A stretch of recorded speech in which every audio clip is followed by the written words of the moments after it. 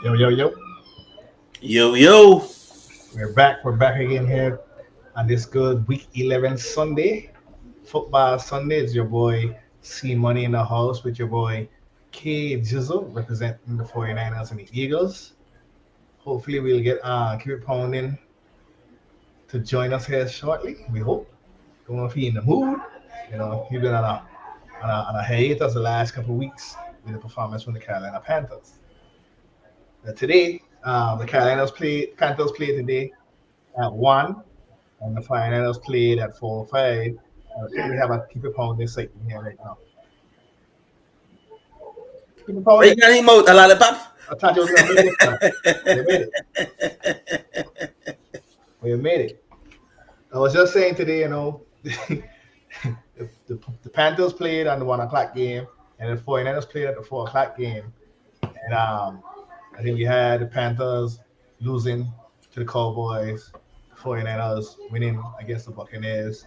The Eagles will be playing tomorrow night against the Kansas City Chiefs. So right now, KZ is just observing and waiting his time and listening to us with our reviews of our games. And with that said, I'm gonna leave Shooty go first since he had the 1 o'clock game and give his review and his analysis of his team play today. Just another bad loss. Change the play caller. Back to Frank, right? Different playing caller, same shit. Gotta give credit to the defense. Defense walked them ass off to keep them in the game. But Young Bill got one. If you look at it, he got like 1.4 seconds before he gets sacked. It's too fast. Can't even plant his back foot, and I'm done sack. Offensive line, probably the worst offensive line in the history of the franchise. Wide receiving core, probably the worst wide receiving core of the history of the franchise. David Tepper need to admit that he made a mistake with the Frank Wright hire.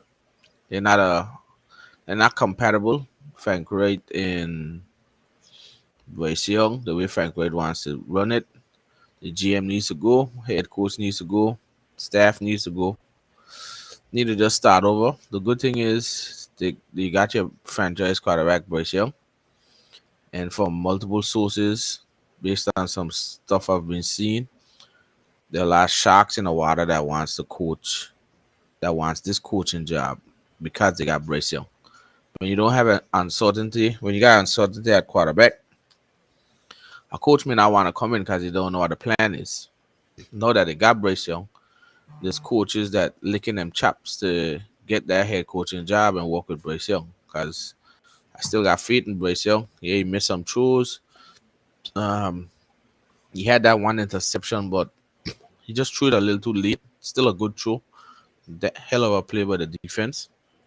But I don't, for somebody that's 5'9", 190 pounds, to be getting that much punishment in the back, everybody that said that he couldn't survive in the NFL, they need to take back their words because what he's doing out there, where he's just getting beat after beat after beat after beat and still standing, it says more about him as a warrior than anything else. But we gave ourselves chances to win. Again, we only scored 10 points. That was it. Too much penalties, offense and defense. Defenses, especially that 2 minute drive on defense. Some one questionable penalty, but then some very, very uncalled for penalties. But like I've been saying, that it's hard to watch. I think right now in terms of that game, the fans were like 80% Dallas, 20% Carolina. If I'm the owner or the higher ups in that, you can clearly see that the fans had enough, and if you don't make some type of change, they just ain't coming out. I think Tepper making the money by away fans coming in, he don't really care. But you gotta protect your investment. It's real sad that Bryce Young has to go there try to for him to be successful for the Panthers offense. He has to be perfect because there's no separation. The line is horrendous. He can't even step into the pocket to throw because the interior is so bad. So looking at it from that point, yes, I'll still give him his blame on a few things, but he's a rookie. Not because he's the first pick me, he must just come and be perfect. He will have rookie issues. He'll have his rookie slumps, but based on this recurring thing over and over and over, our offense have been the biggest letdown. If you have Jim Caldwell and all types of guys in the building that you hired to be some kind of offensive savior to help the offense, his offense actually looks worse than when Matt Rule had it. At least Matt Rule team used to put up some points. But this has been by far gotta be the worst offensive team in the history of the franchise. So by looking at it like that, I don't know where they could go from here. If they don't make changes, it's just it's like I usually tell people the definition of insanity is doing the same thing over and over and over and expecting a different result. I think the Panthers right now going insane because they're doing the same thing over and over and over and actually thinking they're gonna get a different result. The play call wasn't different. The one touchdown they had, they do a play action and a motion play. They score. After that, there was no more motion. There's no more play. They did some play action and they walk, but it's so predictable on what they're gonna do. They don't threaten down the field. DJ Chark, 0 targets. I really can't understand. They keep playing this Jonathan Mingo. He's a rookie. He's not doing anything for the team. Like I said, I'll credit my defense, Derek Brown. He's the only person on the line that's really trying to make an effort on it. Where Barnes is off and on. Frankie Louvu still trying his best. At one point, we didn't have Dante Jackson, so you had three. You had Han, CJ Henderson, and Dante Jackson out. Still held Dak to under 200 passing yards. But really not much you can really say no. The team, to me, is at rock bottom. And no change is going to happen then. So be it. You're just going to keep seeing the same result. I know KG watched it with me, so you could get some insight from another person's perspective on it. Jizzle, what you see on the game? Well, it's the same thing you've been saying earlier. Bryce Young has been getting pressured every time he hit that football. From watching that game, I don't know where your offensive line come from. I think you saw where the pressure was coming up in the middle non-stop, consistently. One time you really didn't see much of the pressures when they decided to run the football, or when there was a play action play or even a bootleg. Other than that, every time Bryce Young say hot, bam, he on the ground. I surprised the guy ain't injured yet. I even get a little, even nicked up or something for the past few times, for the past couple of weeks. Gotta give credit to Ivero. I told you today, I wish Ivero was my defensive coordinator because there's no CJ Henderson. There's no who's the other cornerback is what his name is? JC Han. There's no JC Han. And you were still able to keep that defensive competitive inside that football game. I think other than that pick six, Dallas wasn't doing a whole lot on offense. That pick six and then that 2 minute one, and we had him on 3rd and 16 twice. Had that questionable roughing the passer call, unnecessary roughness, and then the other. I think the Haskala was one. The unnecessary roughness was one, and then a personal foul, unnecessary roughness again. So we just gave them that touchdown. I was 3rd and 15. So if we take away those two things, it was basically 10-16. That was the game. 10-16. Yeah, a lot of penalties came on 3rd and longs. Mm-hmm. That gave Dallas good field position and got them into the red zone. Other than that, Dallas had a great game. Pala didn't have a great game. They were able to contain CeeDee Lamb a little bit. They didn't get much from the rest of the receivers. CeeDee had 6 catches, 38 yards. Yeah, so they were containing him to. Dak only had that. I don't think Dak had over 200 yards. No, he had so one. You gotta give everyone the defense a whole lot of credit for holding that Cowboys offense to limited passing yards and rushing yards too as well. It's just the offense. You see the offense kind of stagnant. You watching that game, the only playmaker that got on offense is Adam Thielen. That's it. Nobody else. So it ain't much to get into the Carolina Panthers. It's just horrible offensive line, horrible offensive skill position players, horrible play calling, and probably you could say horrible coaching staff on offense. That's all it is. Bad thing is, Time of possession, 31 minutes, Dallas, 28 minutes, Carolina. Both of them had long drives. They had 2 turnovers, they had 0. Penalties killed us. But the Panthers, if you put yourself on third and long against Dallas, you're gonna let the pass rushers come at you. That was, and at one point, every time Bryce Young said hot, they were in the face. I don't understand how you just keep. There's no chip from the tight end. There's no added protection. I don't know how you just let your quarterback stay back there and get killed. Impossible. You trying to help Bryce Young. I at one point somebody had tweet. They convince the players just playing to get Frank White fired because it'll just look sometimes like it just don't make sense. And Sabotage. could be. I mean, the game next week, they're playing with Levis. I what you win if the Panthers somehow win that? You think that's a boost of confidence? No, that's not a boost of confidence. The way the team playing, we will. The thing about it is we will have Jay Glazer talked about it today. The hottest seat in the coaching circle is Frank Reich. It's not. Tepper got billions. He don't care if he got a 4-year and pay you. He don't care. But changes gonna be made. They have to because this is not. You couldn't put this product of the team out there. And like I said, this is the same offensive line that ran for 240 something yards in a game against the Lions last year. Same offensive line that tell you keep pounding when Steve Wilkes was the head coach and can pound the rock. The line is a power scheme line, power running line. Now they going to the zone and those kind of stuff. It don't look good. As I said, like I said, you still got about we are 1-9 or something like that. You still got a whole 7 more games.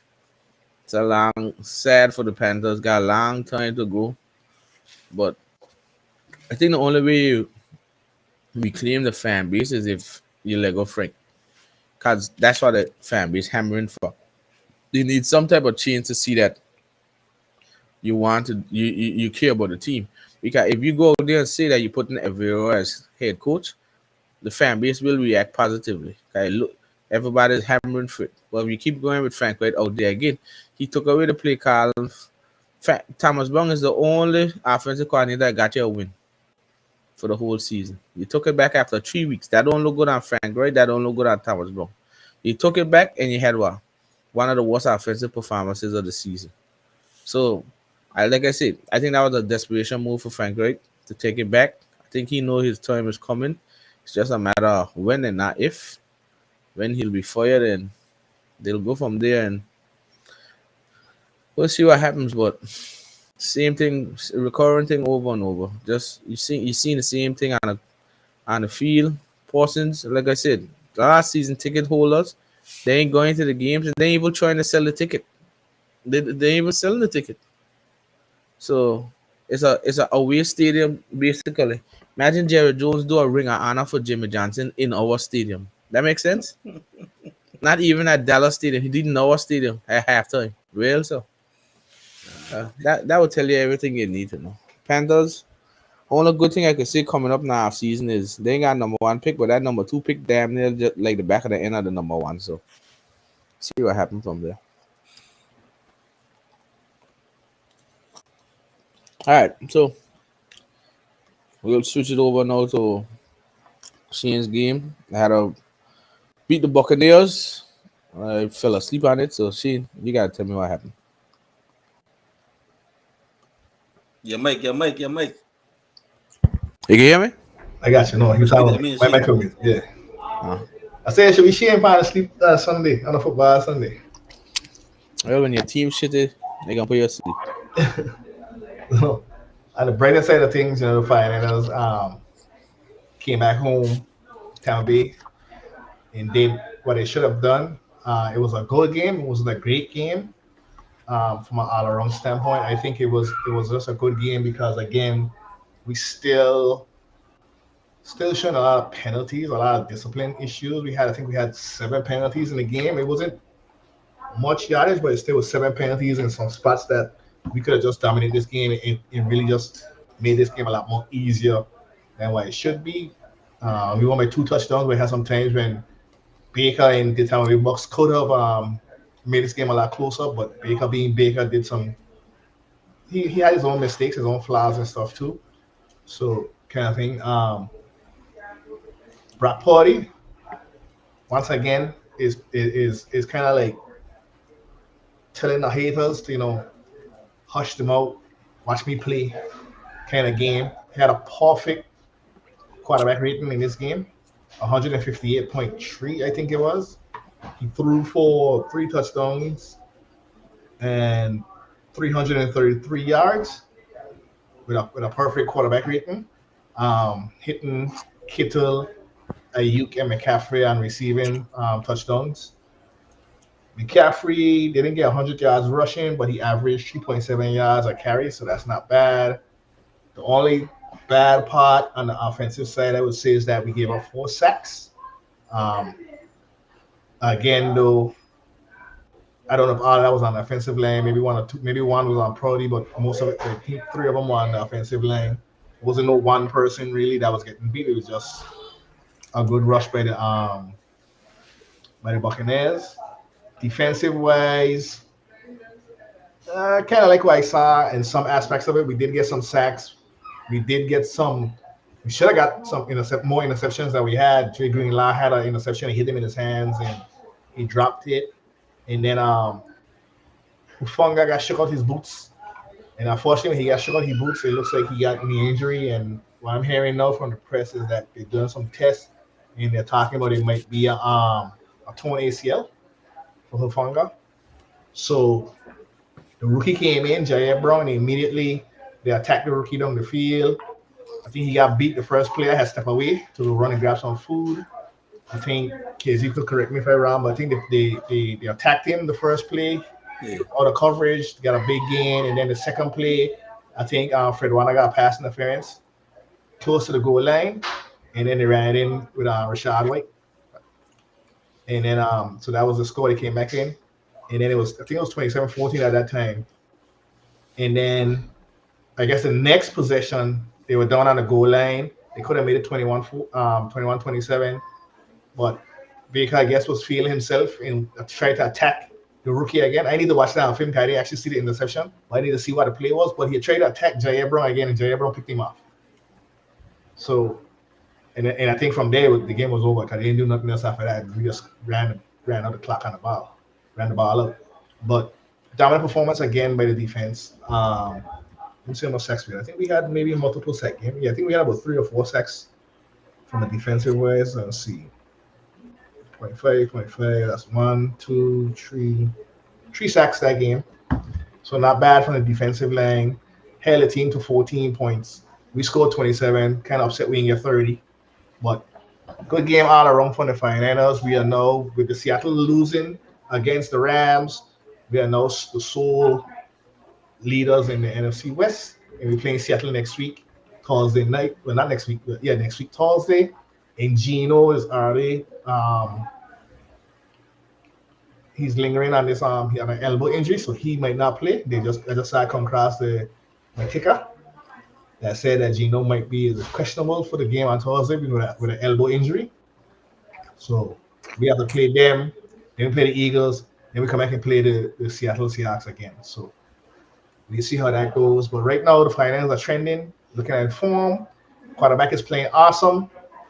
Running back is playing good. Wide receivers are looking good. The line will get back to form. We're still missing Aaron Banks, so we still got some subs in there. But when we get back Aaron Banks, the line will be back up to full speed. And the defense might be down one player with Hufanga going down, but I think we have a good backup in Jair Brown to step up in the back end and fill in that spot. It shouldn't really be a big miss. Should be a big miss. I mean, it's a miss because Hufanga with the blitzes, but it shouldn't be a big miss that way that can create a hole or vacuum with the offensive team that they should be able to attack where Hufanga was, because I think Jair Brown is a very good player coming from Penn State. They should fill that gap and be able to play that well. I think KZ watched most of the game with me. Yeah. KZ, so I don't know. Hit everything out of the head or anything you see differently. Wait, but in that game you saw where Kyle Shanahan was a step ahead of what his name is. Well, no, what his name is Todd Bowles. Tabos. Yeah, Kyle Shanahan was a step ahead in Todd Bowles from start to finish of that game.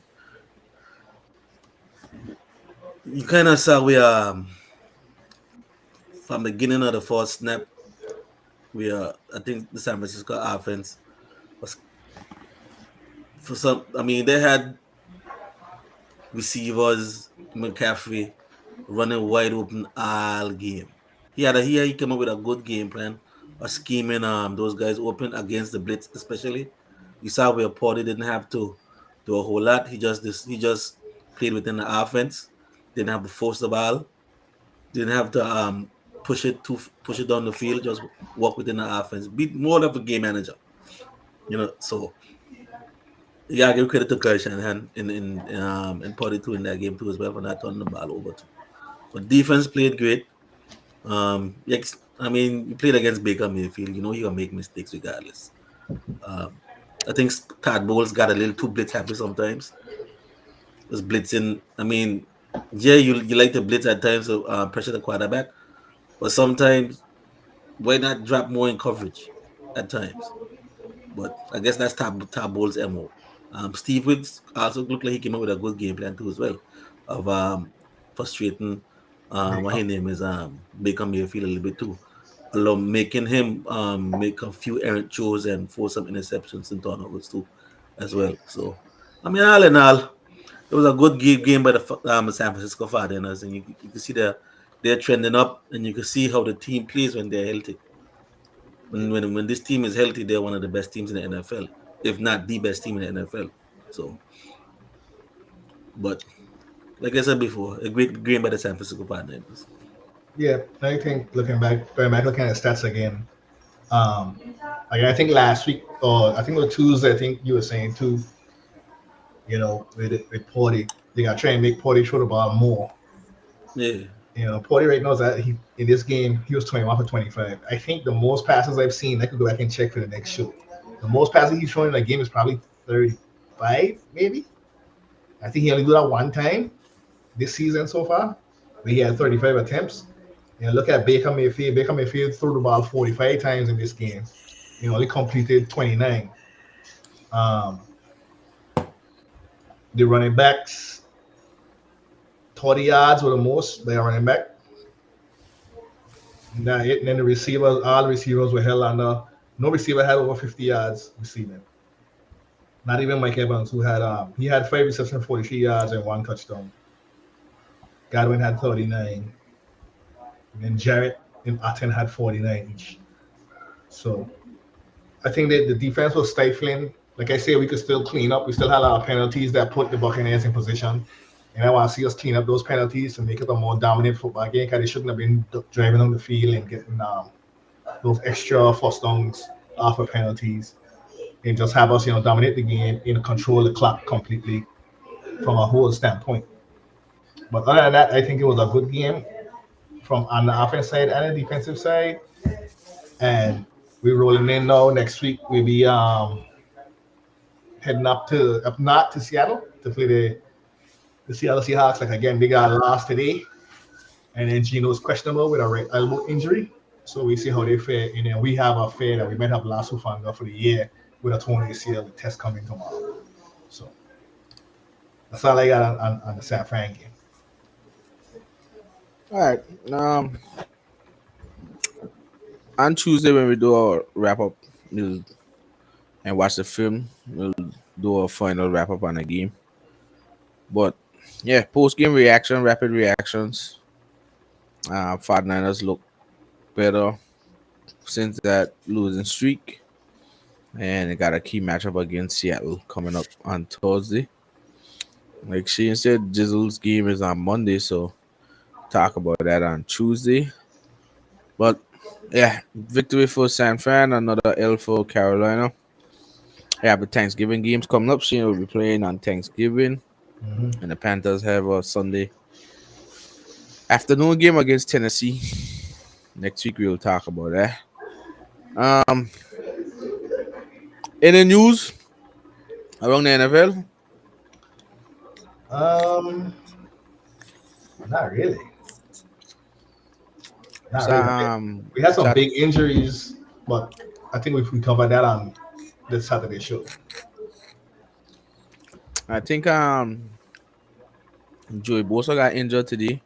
Yeah, Um, Taylor Rapp had to be stretch it was off. taken to the hospital. Yeah, then you had I think Aaron Jones got injured too. He said it looked bad at first, but it shouldn't be as bad. Yeah, just a few injuries, but we'll check that out on Tuesday once we come. But yeah,